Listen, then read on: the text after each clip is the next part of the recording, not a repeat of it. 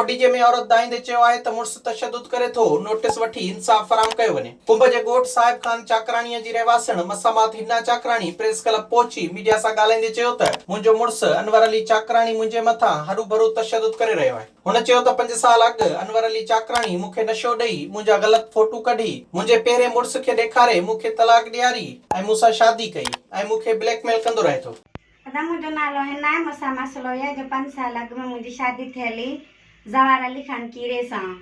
वरी पोइ अनवर चाकराणी जेको आहे मुंहिंजा हुते घर में घुराए मूंखे नशा ॾेई मुंहिंजा ग़लति फोटू कढी उनखे ॾेखारे पोइ मूंखे तलाक ॾियाराई।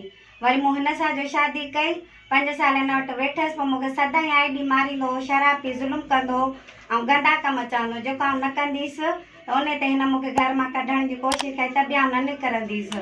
वरी मुंहिंजी अम्मी रिटायर थी, मूं हुन खां पैसा वठी मूं पंहिंजी जॻह ठाराई उन में वेठेसि। वरी हिन जी माई कराची में रहंदी 5 साल हिन कढी छॾी, हाणे मूंखे कढी उनखे विहारियो अथसि ऐं मूंखे माना तलाक जे नाले ते चवां त धमकियूं थो ॾिए ऐं घटि वधि थो पियो ॻाल्हाए, बदतमीज़ी थो करे। ना ई किथे अचे थो ना ई किथे हिकिड़ो को फ़ैसिलो थो करे, मूंखे इंसाफ़ ॾियारायो।